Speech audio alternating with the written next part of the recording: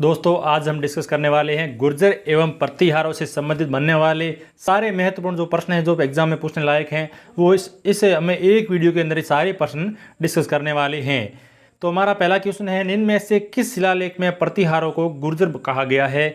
तो किस अभिलेख के अंदर है शिलालेख के अंदर प्रतिहारों को गुर्जर कहा गया है?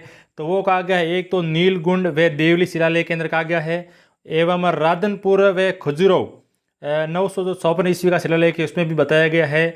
और अगला है करहाड़ शिलालेख व जो राजौरगढ़ का जो शिलालेख है इनके अंदर बताया गया है किसको, प्रतिहारों को गुर्जर बताया गया है। ठीक है दोस्तों, तो क्वेश्चन नंबर 1 का हो जाएगा आपका 96 नंबर राइट आंसर। ठीक है दोस्तों, वीडियो अच्छा लगे तो लाइक जरूर करना। अगला हमारा क्वेश्चन है, मंडोर जोधपुर का शिलालेख 837 ईस्वी किस प्रतिहार शासक के समय उत्कीर्ण करवाया गया था? तो ये किस प्रतिहार शासक के समय उत्कीर्ण करवाया गया था? तो ये करवाया गया था किसके समय? राजा बाहु के समय। किसके समय करवाया गया था? राजा बाहु के समय करवाया था। और बाहुक ने मयूर नामक राजा पर विजय उपलक्ष्य में ये शिलालेख उत्कीर्ण करवाया था। ठीक है दोस्तों, जो मंडोर जोधपुर के जो शिलालेख है ये राजा बाहुक ने मयूर नामक एक राजा पर विजय के उपलक्ष्य में ये शिलालेख उत्कीर्ण करवाया था। ठीक है दोस्तों, तो इस क्वेश्चन का आपका राइट आंसर हो जाएगा 1 नंबर।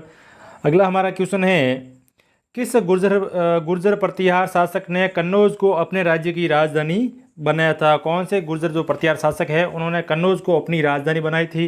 तो कन्नौज को जो राजधानी बनाने वाले हैं वो है नागभट्ट द्वितीय। कौन है? नागभट्ट द्वितीय। 2 नंबर हो जाएगा आपका राइट आंसर। अगला हमारा क्वेश्चन है, नांदीपुर भड़ोस के गुर्जर प्रतिहार राज्य का संस्थापक कौन था? तो नांदीपुर जो भड़ोस का जो गुर्जर प्रतिहार राज्य है उसका संस्थापक था दध्य प्रथम। कौन था? दध्य प्रथम था। 1 नंबर हो जाएगा आपका राइट आंसर। जो मैं आपको क्वेश्चन करवा रहा हूँ ये सारे इंपॉर्टेंट क्वेश्चन हैं और सारे क्वेश्चन एक ही वीडियो में मिलेंगे आपको। ठीक है, तो वीडियो को पूरा देख लेना। तो जो दध्य प्रथम जो हरिश्चंद्र का पुत्र था, ठीक है, दध्य प्रथम है वो हरिश्चंद्र का पुत्र था और दध्य ने नांदीपुर को अपनी राजधानी बनाया था। ठीक है, दध्य ने नांदीपुर को अपनी राजधानी बनाया था। और गुर्जर प्रतिहारों को इनमें से कौन सी शाखाएं थी? इनमें से कौन सी शाखाएं हैं वो गुर्जर प्रतिहारों की है?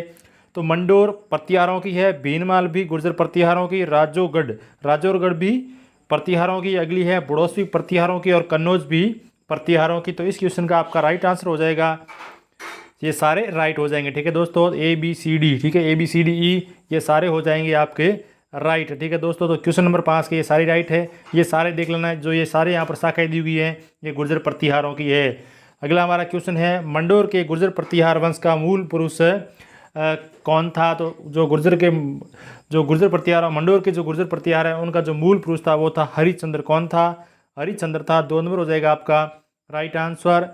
और 6वीं सदी के उत्तरार्ध में किसी गुर्जर राजा के प्रतिहार हरिश्चंद्र के पुत्रों ने गुर्जर प्रतिहार वंश के शासन की नींव डाली एवं सबसे बड़े पुत्र रज्जिल को सिंहासन पर बैठाया गया था। ठीक है दोस्तों, अगला हमारा क्वेश्चन है, प्रतिहार शासक नागभट्ट द्वितीय ने किस शासक को पराजित कर परम भट्टारक महाधिराज परमेश्वर की उपाधि धारण की थी? दोस्तों ये बहुत ही इंपॉर्टेंट क्वेश्चन है, एग्जाम में पूछा गया और पूछा भी जा सकता है। ठीक है दोस्तों, इसे एक बार देख लेना। ठीक है दोस्तों, तो इस क्वेश्चन का आपका जो राइट आंसर हो जाएगा वो हो जाएगा 2 नंबर, धर्मपाल सेन। ठीक है दोस्तों, जो प्रतिहार शासक नागभट्ट द्वितीय ने धर्मपाल सेन को पराजित करके परम भट्टारक महाधिराज परमेश्वर की उपाधि धारण की थी।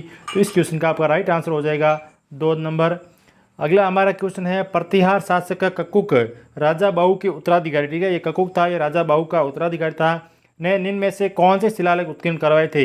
इनमें से कौन से जो शिलालेख है उत्कीर्ण करवाए थे? तो वो करवाया था घटियाला शिलालेख। कौन सा? घटियाला शिलालेख उत्कीर्ण करवाया था राजा बाहु के पुत्र ककुक ने। ठीक है दोस्तों, तो इस क्वेश्चन का आपका राइट आंसर हो जाएगा 4 नंबर। कौन सा हो जाएगा?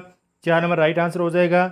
और ककुक ने घटियाला, ठीक है, जोधपुर में माता की साल नामक मंदिर में सन 861 ईस्वी के लगभग 2 अभिलेख उत्कीर्ण करवाए थे और इनमें प्रतिहारों की ककुक तक की वंशावली भी दी गई है। ठीक है दोस्तों, फिर हमारा अगला क्वेश्चन है, कन्नौज में प्रतिहार वंश के शासन की नींव किसने रखी थी? कन्नौज में प्रतिहार वंश की जो शासन की नींव है वो किसने रखी थी? तो वो रखी थी नागभट्ट प्रथम ने। किसने रखी थी? नागभट्ट प्रथम ने। और 4 नंबर हो जाएगा आपका राइट आंसर। और नागभट्ट प्रथम को नागावलोक के नाम से भी जाना जाता है। ये एग्जाम पूछा गया है कि नागावलोक है वो किसे कहा जाता है? किस प्रतिहार शासक को नागावलोक कहा जाता है? तो वो कहा जाता है नागभट्ट प्रथम को। और इसने 730 ईस्वी के आसपास अपने वंश का शासन स्थापित किया तथा उज्जैन को अपनी राजधानी बनाया। बहुत ही इंपॉर्टेंट क्वेश्चन है, ठीक है दोस्तों। फिर हमारा अगला क्वेश्चन है, कन्नौज के गुर्जर प्रतिहार वंश की शक्ति किस शासक के समय अपने सर्वोत्कर्ष पर पहुंची थी, ठीक है दोस्तों। तो इस क्वेश्चन का आपका जो राइट आंसर हो जाएगा वो है मीर भोज के समय। किसके समय? मीर भोज के समय। 3 नंबर हो जाएगा आपका राइट आंसर। अगला हमारा क्वेश्चन है, प्रतिहार शासक मीर भोजदेव को किस ताम्रपत्र में प्रभात सूर्य की उपाधि अलंकृत किया गया है? किस प्रतिहार शासक को प्रभात सूर्य की उपाधि दी गई है? तो इस क्वेश्चन का आपका राइट आंसर हो जाएगा 1 नंबर। किसे? 1 नंबर, दौलतपुरा ताम्रपत्र, ठीक है। प्रतिहार शासक मीर भोज को दी गई है प्रभात सूर्य की उपाधि, ठीक है दोस्तों। और ये कौन से ताम्रपत्र पर है? तो वो है दौलतपुरा ताम्रपत्र पर। 1 नंबर हो जाएगा आपका राइट आंसर। अगला हमारा क्वेश्चन है, प्रसिद्ध कवि व लेखक राजशेखर किस प्रतिहार शासक का गुरु था?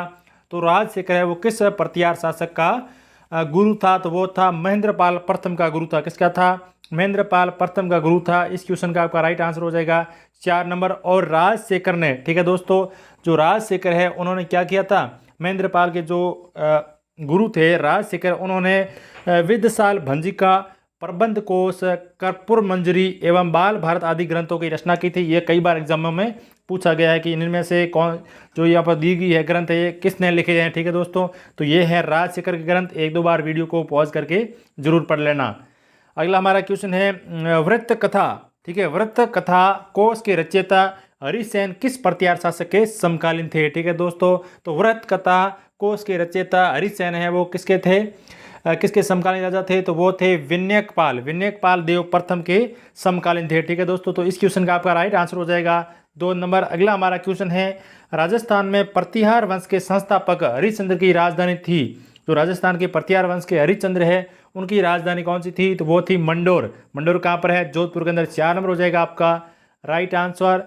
अगला हमारा क्वेश्चन है, प्रतिहार शिलालेखों में पदाधिकारियों को का किस रूप में उल्लेख किया गया है, ठीक है दोस्तों।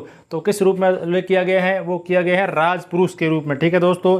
तो प्रतिहार शिलालेखों में जो पदाधिकारी है उनको किया गया है राजपुरुष के रूप में उल्लेखित किया गया है, ठीक है दोस्तों। तो इस क्वेश्चन का आपका राइट आंसर हो जाएगा 1 नंबर। अगला हमारा क्वेश्चन है, भोज अर्थात मीर भोज किस वंश का शासक था? तो मीर भोज है वो किस वंश का शासक था? हम पढ़ रहे हैं गुर्जर प्रतिहार वंश, तो गुर्जर प्रतिहार वंश का शासक था, ठीक है दोस्तों। और अगला हमारा क्वेश्चन है, मंडोर के प्रतिहार माने जाते हैं, मंडोर के प्रतिहार माने जाते हैं, क्या माने जाते हैं? क्षत्रिय माने जाते हैं। 1 नंबर हो जाएगा आपका राइट आंसर। और मंडोर के प्रतिहारों का जो आदि पुरुष है वो कौन था? हरिश्चंद्र था। कौन था? हरिश्चंद्र। और जिसकी क्षत्रिय रानी भद्रा से प्रतिहारों का जन्म हुआ था। और हरिश्चंद्र को ब्राह्मण भी कहा गया है। अगला हमारा क्वेश्चन है, इतिहासकार R.C. मजूमदार के अनुसार गुर्जर प्रतिहारों ने अपनी कितनी शताब्दी तक अरब आक्रमणकारियों के लिए बाध्य का काम किया था? तो कितने शताब्दी तक किया था? तो ये किया था 6ठी शताब्दी से 11वीं शताब्दी तक, 6ठी शताब्दी से 11वीं शताब्दी तक, ठीक है दोस्तों। तो 3 नंबर हो जाएगा आपका राइट आंसर, ठीक है। कब से कब किया? 500 ईस्वी से लेकर 1000 ईस्वी तक है वो क्या किया था? जो थे ये गुर्जर प्रतिहार थे, इन्होंने अरबों को रोकने का काम किया था, ठीक है दोस्तों। तो इस क्वेश्चन का आपका राइट आंसर हो जाएगा 3 नंबर राइट आंसर हो जाएगा। अगला हमारा क्वेश्चन है, प्रतिहार वंश की मंडोर शाखा के किस शासक ने अपनी राजधानी मंडोर से मेड़ता स्थानांतरित की थी? तो मंडोर से तो मेड़ता जो राजधानी जो स्थानांतरित करने वाले थे वो कौन थे? वो थे नागभट्ट प्रथम। कौन थे? नागभट्ट प्रथम थे। तो 3 नंबर हो जाएगा राइट आंसर, ठीक है दोस्तों। अगला हमारा क्वेश्चन है, 8वीं से 10वीं शताब्दी तक राजस्थान में किस राजपूत वंश का वर्चस्व रहा था? तो 8वीं से जो 10वीं शताब्दी तक राजस्थान में जो वर्चस्व रहा था वो था किसका था? प्रतिहार वंश का। किसका था? प्रतिहार वंश का। 2 नंबर हो जाएगा राइट आंसर, 8वीं से 10वीं शताब्दी तक, ठीक है दोस्तों। अगला हमारा क्वेश्चन है, जोधपुर के निकट ओसिया में स्थित मंदिर समूह किस राजवंश की देन है? जो जोधपुर के निकट जो ओसिया में मंदिर समूह है वो किस राजवंश की देन है? तो वो है प्रतिहारा की देन है। किसकी है? प्रतिहार वंश की, ठीक है दोस्तों। तो 2 नंबर हो जाएगा राइट आंसर। अगला हमारा क्वेश्चन है, नागभट्ट प्रथम निम्नलिखित में से किस राजवंश से संबंधित है? ठीक है दोस्तों, जो नागभट्ट है वो संबंधित किससे हैं? गुर्जर प्रतिहारों से संबंधित है। 2 नंबर हो जाएगा राइट आंसर। अगला हमारा है, ओसिया जोधपुर में महावीर स्वामी को समर्पित जैन मंदिर का निर्माण किस राजा के काल में हुआ था? तो जैन मंदिर का जो निर्माण है वो किसके शासन काल में हुआ था? तो वो हुआ था वत्सराज प्रतिहार के समय हुआ था। 1 नंबर हो जाएगा आपका राइट आंसर। ठीक है दोस्तों, अगला हमारा क्वेश्चन है मंडोर के प्रतिहार वंश से संबंधित प्रारंभिक शासक का नाम था। ठीक है, जो मंडोर के प्रतिहार वंश से संबंधित जो प्रारंभिक शासक था उसका नाम क्या था? तो उसका नाम था नागभट्ट प्रथम। क्या था? नागभट्ट प्रथम। 1 नंबर हो जाएगा आपका राइट आंसर। और किस राजा के वंशज गुर्जर प्रतिहार कहा जाने लगे? किस जो राजा के वंशज है वो गुर्जर प्रतिहार कहा जाने लगे? ठीक है दोस्तों, तो इस क्वेश्चन का आपका जो राइट आंसर हो जाएगा वो क्या हो जाएगा? वो हो जाएगा नागभट्ट द्वितीय। नागभट्ट द्वितीय के, ठीक है, वंशज है वो गुर्जर प्रतिहार कहा जाने लगे। 3 नंबर हो जाएगा आपका राइट आंसर। और अगला हमारा क्वेश्चन है कि प्रख्यात चीनी इतिहासकार वेनसांग राजस्थान के किस शहर में रुके थे? तो ये रुके थे राजस्थान के भीनमाल शहर। जो भीनमाल किस जिले के अंदर स्थित है? जालौर के अंदर स्थित है। तो 1 नंबर हो जाएगा आपका राइट आंसर। अगला हमारा क्वेश्चन है आबू के परमारों की वैभवयुक्त राजधानी थी। तो आबू के परमारों की जो वैभवयुक्त राजधानी थी वो कौन सी थी? वो थी संद्रावती। कौन सी थी? संद्रावती। 4 नंबर हो जाएगा राइट आंसर। दोस्तों, अगर आपने ये वीडियो पूरा देख लिया है तो मुझे कमेंट में ज़रूर बताना कि आपने किन किन जो वीडियो है वो पूरा देखा और इस वीडियो से आपको अच्छी जानकारी मिली, आपको अच्छे क्वेश्चन है वो देखने को मिले, तो मुझे कमेंट में ज़रूर बताना। जय हिंद, जय भारत।